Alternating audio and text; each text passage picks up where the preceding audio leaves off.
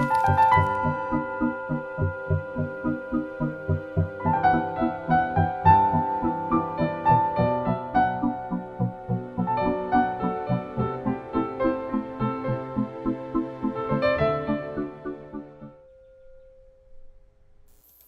want to tell a little story about one of our trips to Tibet. In this case, I'm going to talk about a thing that happened in Nepal with my family that was pretty exciting, pretty upsetting, but ultimately very memorable.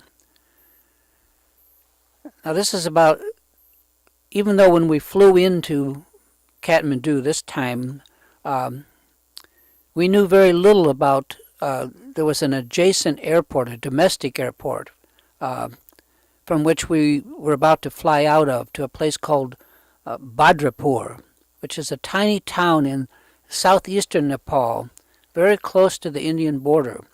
And from there we planned to cross over into India, first through the Indian border town of Karkarvida, which is a very dangerous place that you're advised never to slow down. And of course, they put all kinds of speed bumps there to slow you down, and people run out and rob you, and occasionally people are killed. Anyway, so we were going to go down to that town, through that town, into West Bengal, India, and then on to Sikkim. And we were there to visit some of the Karma Kagyu centers, which is our lineage. And altogether, 5 of my family members had decided to go. And our oldest daughter, Iotis, decided to stay home because she had something else going on. I'm not sure what. Anyway, we arrived at this much smaller domestic airport, and we managed to kind of wrestle all our own luggage away from the army of people who rushed out trying to make money by grabbing our luggage and carrying it for us. So literally you have to fight to protect it. And we kind of piled it in a pile many feet high near the small office of the Royal Nepal Airlines. And that's the people we had tickets with. And for the umpteenth time we confirmed our tickets and managed to weigh our luggage and present it to inspection. And as usual, the guards demanded we open this bag, then that bag for inspection, only to tell us to forget all about it the moment we started to open it. So it's a game that they play. Now, I had no idea what kind of plane we would be on, only I suspected from the size of the airport that it might not be a DC-10. Anyway, we waited for our flight to be called, with me, of course, every few minutes checking the time when the plane was to be boarded and all the things, just to make sure that we weren't going to miss our flight. And finally, it was time for us to board. And so we climbed into the small bus that would drive us out to where the plane was waiting. And we drove, and we kept driving farther and farther out until we were at the very edge of the airport, passing jets and larger transports and pulling up to this tiny propeller plane that maybe seated 16 people. So I think we had a collective gulp. And the small hatchway of the plane had didn't have a way you walked up. It had a 3 to 4 rung ladder hanging down that you had to climb into. So climbing on board, we managed to wedge ourselves into the tiny wire-frame seats. And a single flight attendant offered us a tray of cotton for our ears. On the tray was cotton to put in our ears and a piece of candy to help us to keep swallowing. And with a few people from the bus, myself and a family and a couple of other people, the pilot climbed in and we took off at once. Now, I couldn't see much from the tiny porthole windows, but I could see the Kathmandu Valley kind of unfolding beneath us. And in about an hour, we were preparing to land. And I looked really hard to see the airport, but I could see very little. And we dropped lower and lower. I still couldn't see a runway, only like a grassy field, which of course turned out to be the runway. And before we could land, like you could see kids or whatever having to chase cattle and stuff off the runway so that we could land. And so finally, bumpity bump, we kind of landed and came to a halt, swinging around in front of a small ochre-colored building with a bunch of people in front of it. And out we climbed. And now this was like very, very hot. And we stood there as my family watched the growing pile of baggage being tossed from the back of the plane. Meanwhile, I went to try and find a taxi to drive us the short distance from the airport to the Indian border town of Karkarvita, maybe a half an hour's drive away. And I was hoping to find a driver who would also like to take us across the border and all the way to Mirik in West Bengal. So how far to the border, I asked one driver, just to confirm. And he says, which border? He said, well, the Indian border, of course. He says, oh, that's a 10-hour drive, he responded.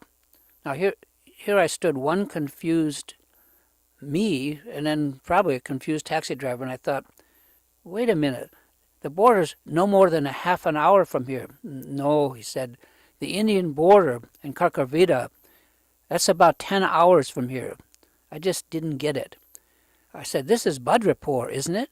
I asked. He said, no, this is Bharatpur. Oh, turns out that Bharatpur is the exact opposite direction of where we wanted to go. It's located in western Nepal, as he said, some 10 hours from the border by driving, and totally the other way from where we were trying to go. So I began to get excited.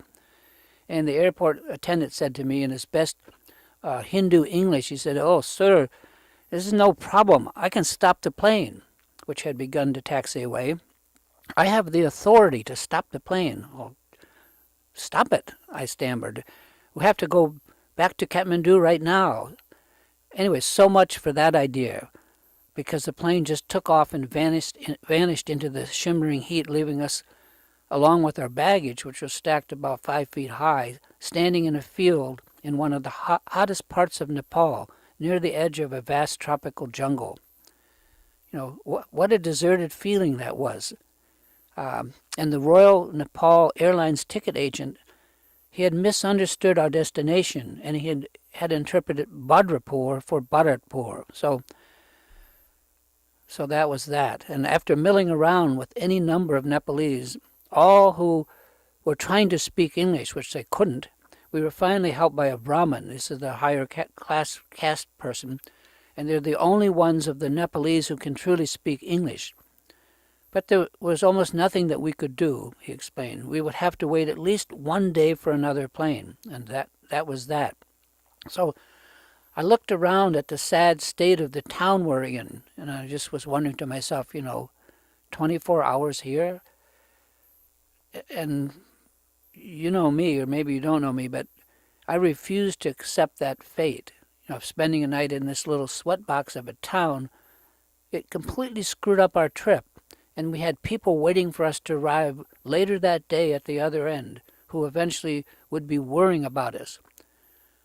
By God, I would rather spend the next 10 hours driving to the Indian border, so I thought, arriving late at night but getting on with our journey. So I set about hiring 2 cars, since my family plus baggage were too much for any one taxi. To drive us that distance. So we were driven to a local Royal Nepal Airlines office, a single room that was soon filled with onlookers ogling us. Obviously, we were what was happening for a short time. We managed to find one middle-aged man who had somewhat of a wreck of a taxi, and he was willing to take us. And then after a while, a young Nepalese driver popped up with a very tiny but newer vehicle. He was the only one of the two who claimed to know English, which he turned out he didn't. But we were determined to go, if only to get out of where we were. And I explained to both drivers that we were exactly what we were doing, and that at all times, if we had to drive 2 taxis, we must keep each other's car in view. We must always stay together. Oh, yes, that's what they agreed. And as we started out, the older driver had to stop at his house to get his driver's license and a few other things. So we walked out front. My wife, my young son, and myself, we'd gotten into the larger, older car, while my 2 daughters, May and Michael Ann, had gone in the smaller car with the young driver, and both cars were just jammed full of luggage. And anyway, as we waited for the older driver, the younger of the drivers just kept motioning to me from his car to take the wheel of the car I was in and just take off. I mean, for me to drive off with him, leaving the older man behind. Funny guy, I thought. Then as the older driver came out with his license, the young driver started right off, moving toward the nearest main drag. I mean, not really a main drag, but some road. And we followed as soon as we could close the doors and get moving. Yet when we reached the main street, there was no sign of the car with the girls, none. And looking to the right and looking to the left, I saw nothing. He had just vanished, and with him my two daughters, aged 15 and 21, just gone. Well, thought we would have to catch up, and so our driver took off in the correct direction, but we did not. We never managed to catch sight of the other car, even after several miles. But I stammered. I told him to stay in lockstep with us. I stammered, and the older driver, who understood not a single word, all he did was throw his hands up in a gesture of futility and say, "Young driver." After 1 or 2 miles, I was still hopeful, but after 10 and 15 miles, at quite a fast pace, I began to lose hope. Around this time, our driver began to swing into various filling stations and stores, asking us if they had seen the other car. Nothing was forthcoming, and I was, of course, getting quite upset at this point, and I began to be more vocal. At some point, our driver just turned around, and we began heading back to the town of Bharatpur and to the Royal Airline office. After what seemed like an eternity, we arrived at the office, and I rushed in and began to explain to the agent there what had happened. My wife wanted to contact the police at once, but the agent didn't really want to do that. He kept saying that we should get back on the road and keep driving, and if after 1 hour of driving we did not find the girls, then we should drive back to his office there another hour, and then he would go with us to the police. My wife was having none of this. She insisted we go to the police now, which we did. And anyway, time kept slipping by, and well over an hour, maybe an hour and a quarter, had already passed since we last saw my daughters. So the police just went round and round and round, up and down the line of authority, but to no real effect. We probably wasted another good 45 minutes in that office before they once again insisted that we drive that 1 hour west along the road to the next town, and if we did not find them, then we were to call them from that town and they would institute a major search. In the meantime, they would call on ahead to the next town with the word. This was not really what we wanted, but we had no choice. So we headed back over the same road we had just traveled twice. This will be our third time, and all the time it seemed like a futile gesture. Now, on and on the road went, through incredible scenery, tall grasses along a large river, etc. And still we did not come to a town. And after more than an hour, we were still driving, looking in every filling station, every store, and there was nothing but stores along these Nepalese roads and people in the roads. So I was sick with worry at this point, and I was running a number of fairly horrible scenarios through my head. Then some 54 miles down the road, there, by the side of the road, was the car, and the young driver, and our girls, all alive and well. We were so relieved, but at this point I was pretty pissed at the driver. And the girls had been worried too, and they didn't want to ride with the young man any farther. So nothing much had happened. He had made eyes at them and otherwise tried to impress them. Of course, there was also the fact that he had paid no attention to our instructions. I spoke strongly to him. We decided that the possibility of getting this combination of cars, people, and drivers all the way across Nepal, not a good idea. We would just not even try. So we gave up. We drove back down the same damn road for the fourth time, and this time all the way back to Bharatpur, where we would just have to hole up and spend the night. Our trip had just ground to a halt, and seldom in my life has something stopped me so cold. I really understood in this case the word frustrated. So back at the Royal Nepal Airlines, I fumed and spouted, refusing to pay the young driver much of anything. Then I arranged to find the most expensive hotel in town, which was like not many places in town, and everyone warned was way too expensive. It was called the Safari Hotel, and rooms there were up to $65 a night, which sounded like a deal for me. So we packed all of our gear, all of our girls, and headed for the safari. Now, the safari turned out to be a huge resort with a pool, a vast dining room, all the works. After weeks now of marginal hotels, we just all hopped into that pool and cooled off. And I'm talking it was hot, like the tropics. It was the tropics. And cool was needed because we were just all plain hot. The entranceways and even some of the rooms had little lizards, geckos, with suction cup toes all over the walls, and it was great fun to watch them race around catching insects. As we, half-starved, waited for dinner to be served at what seemed for us that day to be very late, like 7:30 p.m. And we discovered that what the safari was about was taking trips, like safaris, into the nearby jungle, which was just across a river, while straddled atop large elephants.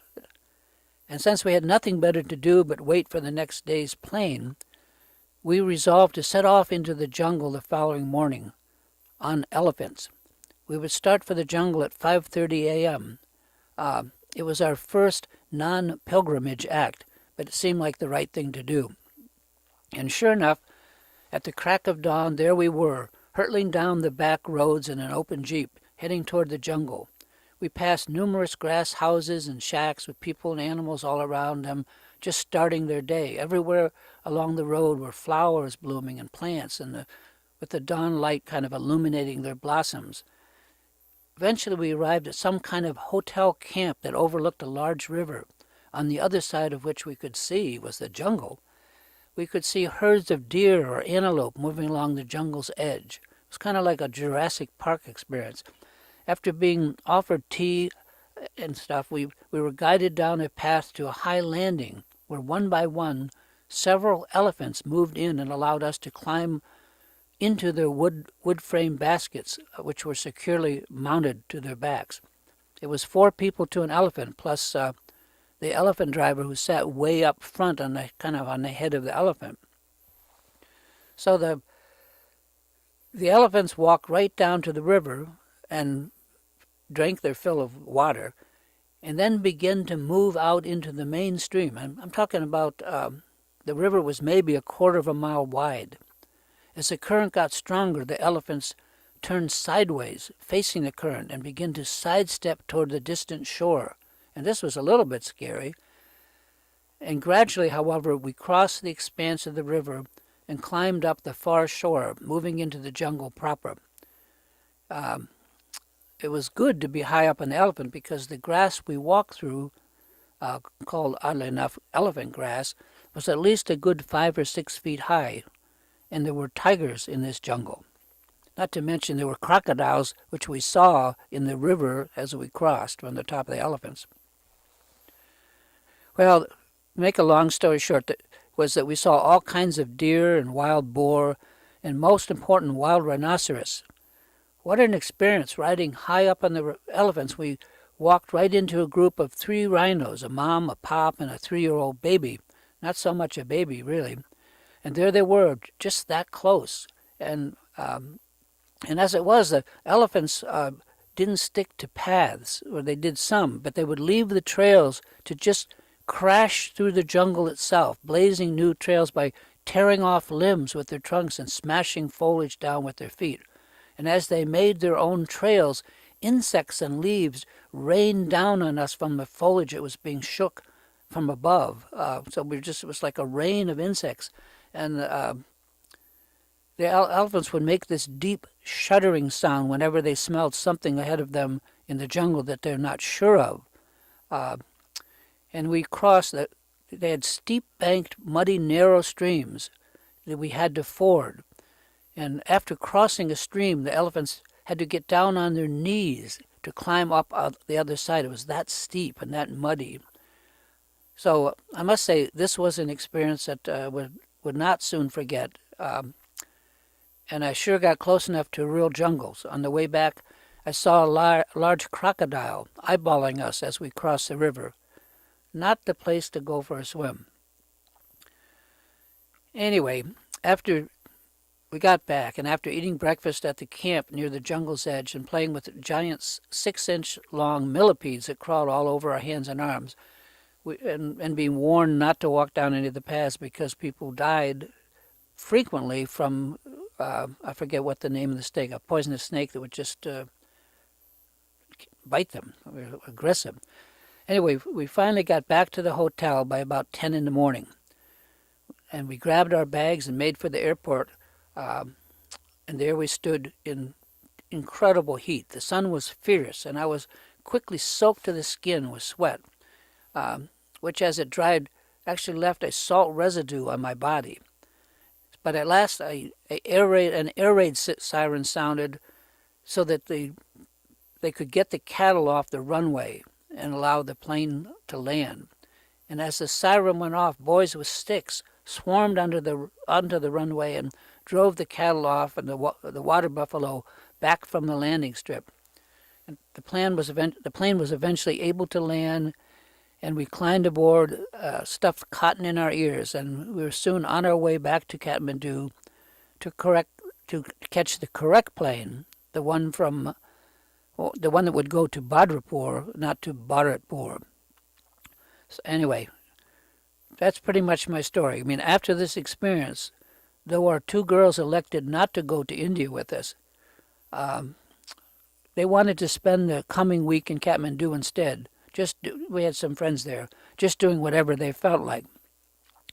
I really couldn't blame them, and although we hated to be separated, we said goodbye to them at the airport.